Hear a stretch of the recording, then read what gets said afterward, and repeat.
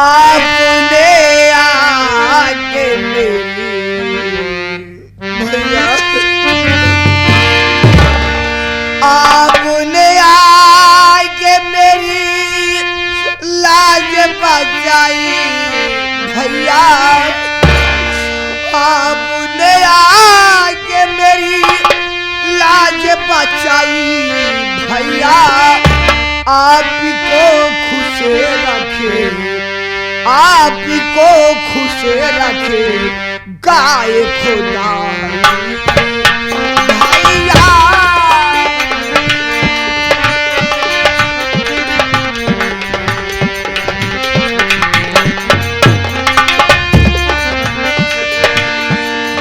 आप नया दे दो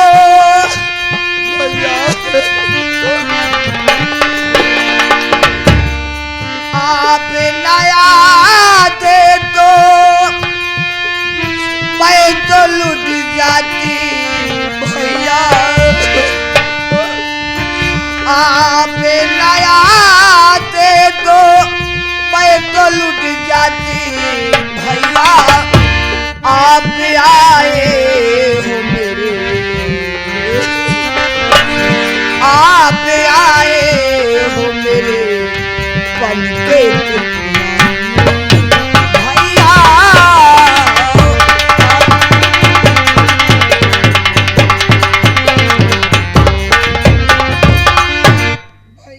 बहना मेरी गुड़िया सुन मेरी बात को ऐसे रो रो के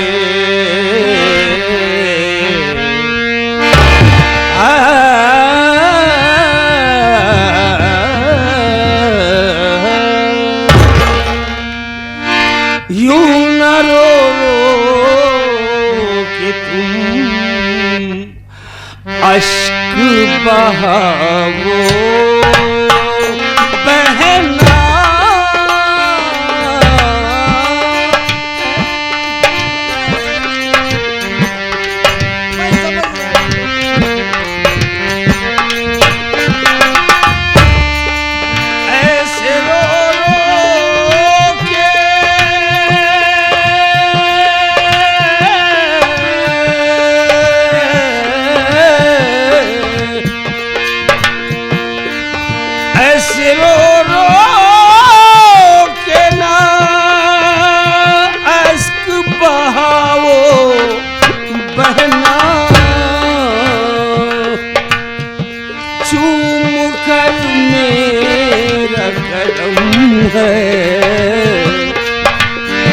चूम कर मेरा कदम मुझको रुलाओ बहना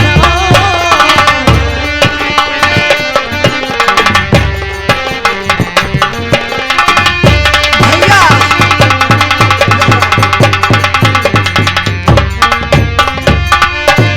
भैया आप हमारे भगवान बन के आए हो आपका नाम क्या है अब आप रहने वाले कहाँ को भैया बहना मैं कोई भगवान नहीं मैं तो एक इंसान हूँ इंसान का ये फर्ज बनता है कि एक दूसरे काम आए तो मैं तुम्हारी इज्जत से बचा दिया बहना और मैं कोई भगवान नहीं हूँ वैसे लोग मुझे दारा कहते हैं मेरा नाम दारा है भवानीपुर के बाजू मेरा गांव है उसी गांव में रहता हूँ भैया मेरा नाम इंदा है और मैं बीनापुर की रहने वाली हूँ लेकिन एक कोई एक जमींदार नहीं था बल्कि वही भवानीपुर का जमींदार अजमत खां था भैया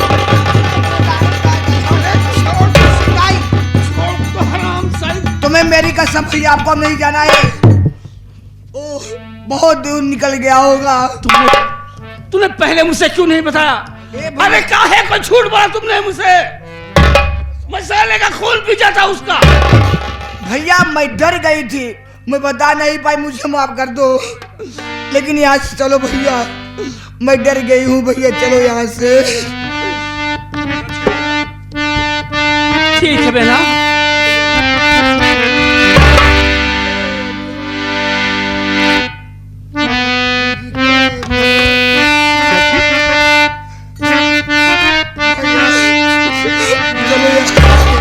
श्याम तेरी बंसी पुकारे राधा नाम। श्याम तेरी बंसी पुकारे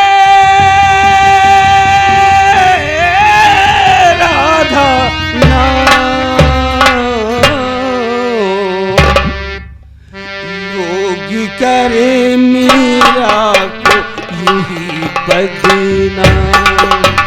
लोग करे मीरा को यही बदनाम।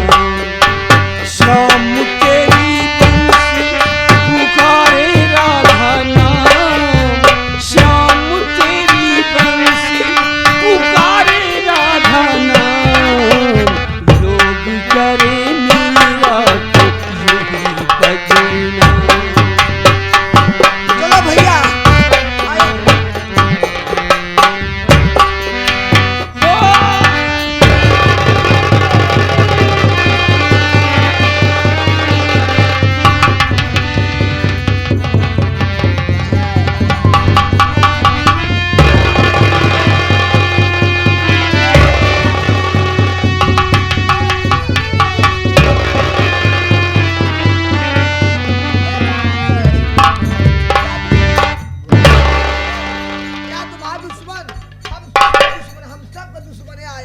शुक्रिया।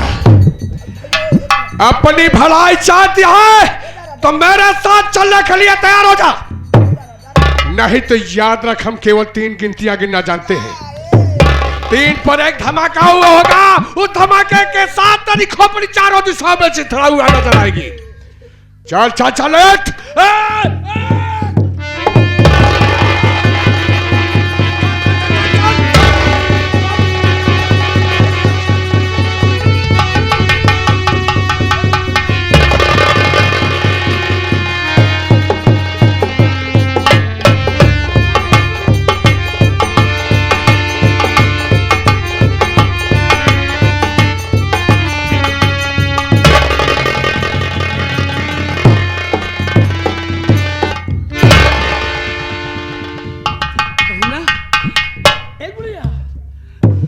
बहना किसने देखा? अरे दादा भैया किसको ढूंढ रहे हो? क्या ढूंढ रहे हो? ये चोट और ये खून बह रहा है। मेरी बहन थी मेरे पास, मेरी बहना कहाँ गई? अरे दादा भैया ये जो भवानीपुर का जमींदार अजमत खां है, ये पीछे से तुम्हारे वार कायरों की तरह कर दिया और तुम्हारा सर फट गया, कितना खून बह रहा है और तुम्हारी बहन को हवेली उठा ले गया दादा भैया। हवेली उठा ले गया? हवेली उठा ले गया? मेरे दोस्त, उसकी जिंदगी दांव पे लगी है, उसकी इज्जत दांव पे लगी। बोल मेरी बहन की इज्जत कैसे बची? बोल दादा भैया इसकी चिंता आप मत करिए, चलिए सबसे पहले तुमको हॉस्पिटल ले चलते हैं, तुम्हारे सर का इलाज कराते हैं, फिर उसके हवेली पे चलते हैं, उसको सारे को जूता जूता मारते हैं। चल मेरे दोस्त।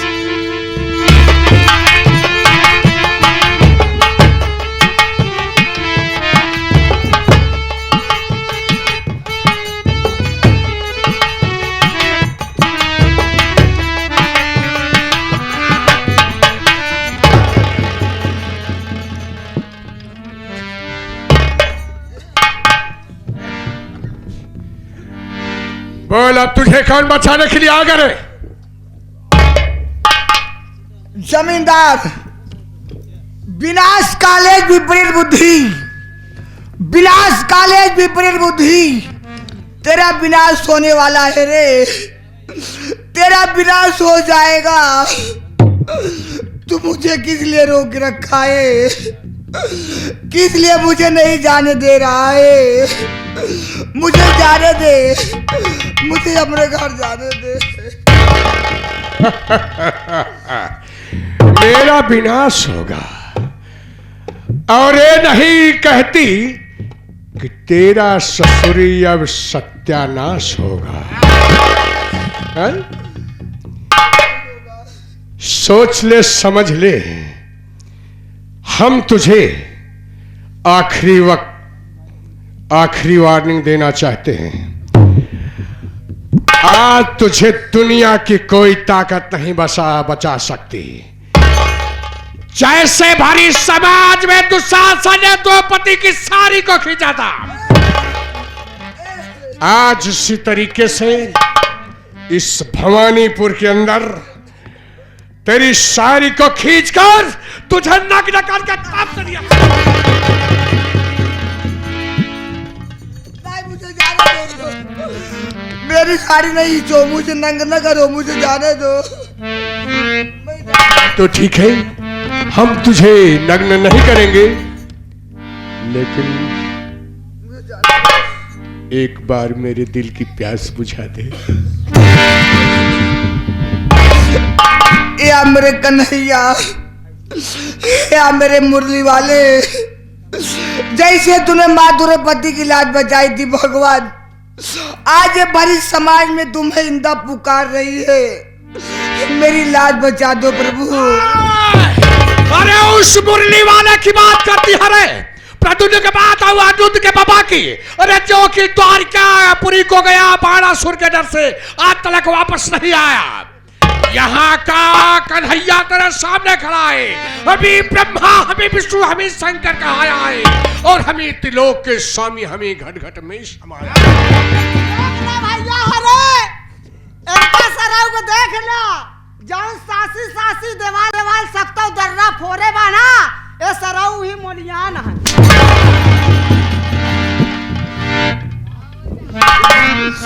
ए भगवान, मेरी लाज बचा दो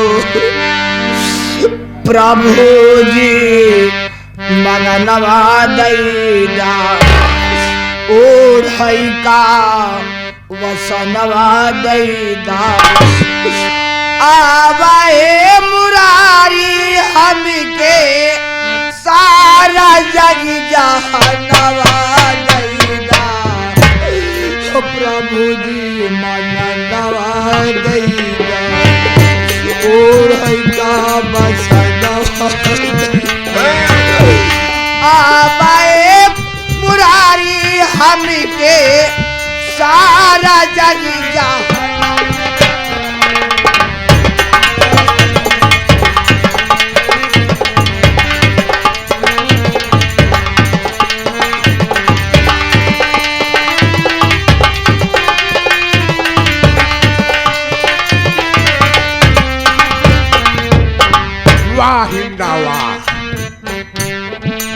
आज मेरे समझ गया, मैं आ गया कि प्यार होता है, लेकिन तकरार होने के बाद तूने मेरी बात को माना जरूर, लेकिन मुझे परेशान करके, तड़पा करके।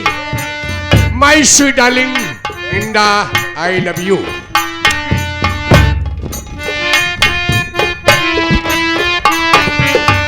खींचा का बाट सरिया देखा,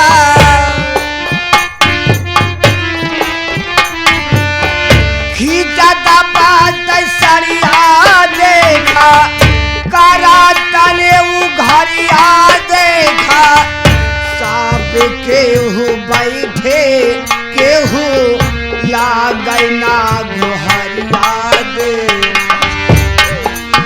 भगवान लागै ना गोहरिया दे, गोकुला के वासियावा,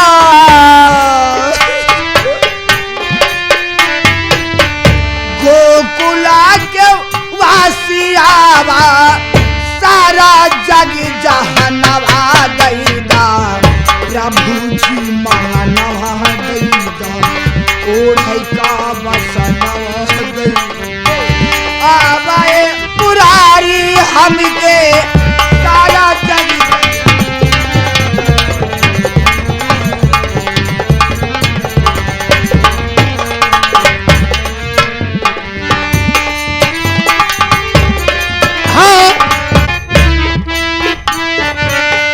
कहावा सोवत बाजा का धार, तोहरे हाथ लछिया का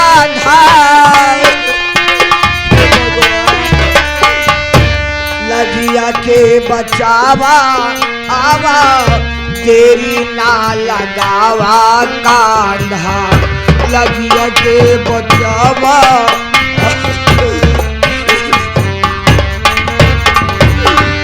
तो हो के हम बिरनवा जानी तो हो के हम बिरनवा जानी दिल के यारे मनवा गईला प्रभु जी मनवा गईला ओढ़ का बसनवा गईला आवाए पुराई हमके सारा जग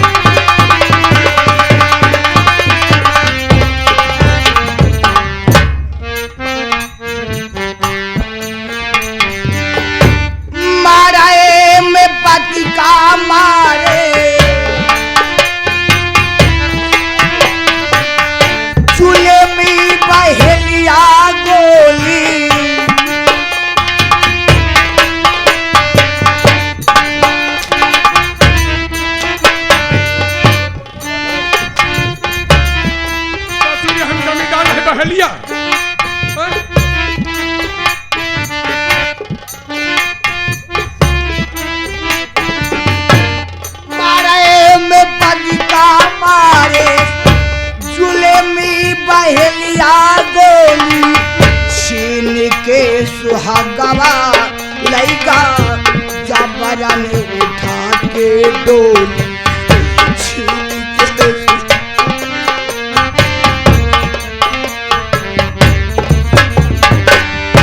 देवता दिन को परधान धारी देवता दिन को परधान धारी नंदी के सुगन आयावा प्रभु जी मनवा गईला ओढ़ का बसनवा गईला आवे पुरारी हमके सारा जग जा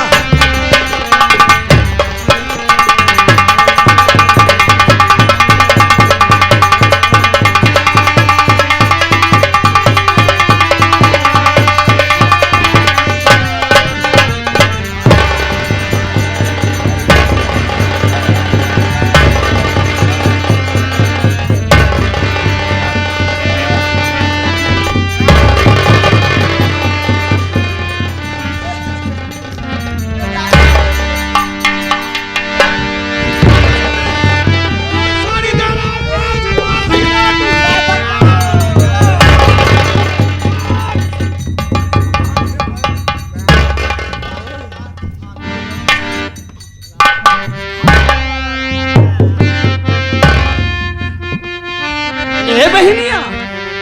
हाँ दीदी देखा दिया हाँ का करता है हाँ करत तो बा कहा था दीदी हाँ? यह आ जमींदारवा यही है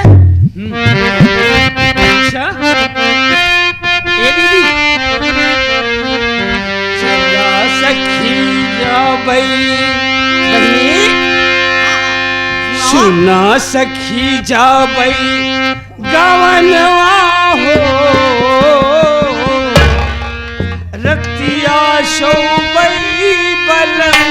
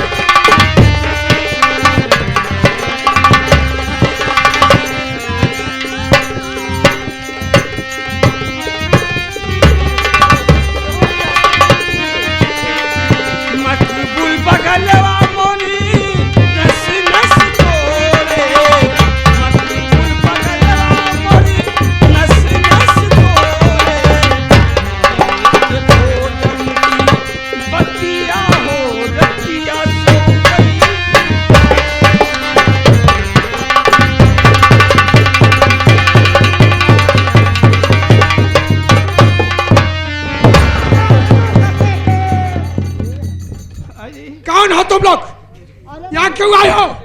किस लिए आई हो? क्या करने के लिए आई हो? जल्दी बोलो। सुनिए तो ए सखी न पूछा बहनी, न पूछा जौन हाल करे ऐसा ऐसा बोझे। हमार सास तो कोठा पर चढ़ी गए। कोठा पर नहीं तो तारीफ चढ़ जाई। सांस सांस बहनिया बड़ा लपका दिखा दे भाई। यही आटे, यही है, यही आटे। अच्छा ऐसा करो, तुम एक काम करो बहनिया, तुम जा किसे ऐसा बाना, कहने वाली बात बताओ। ऐसा बाना, हाँ तुम जब है जा देखा भीतरे में बिट्टी कहाँ बा। अब तू जा देखा बिट्टी कहाँ बा।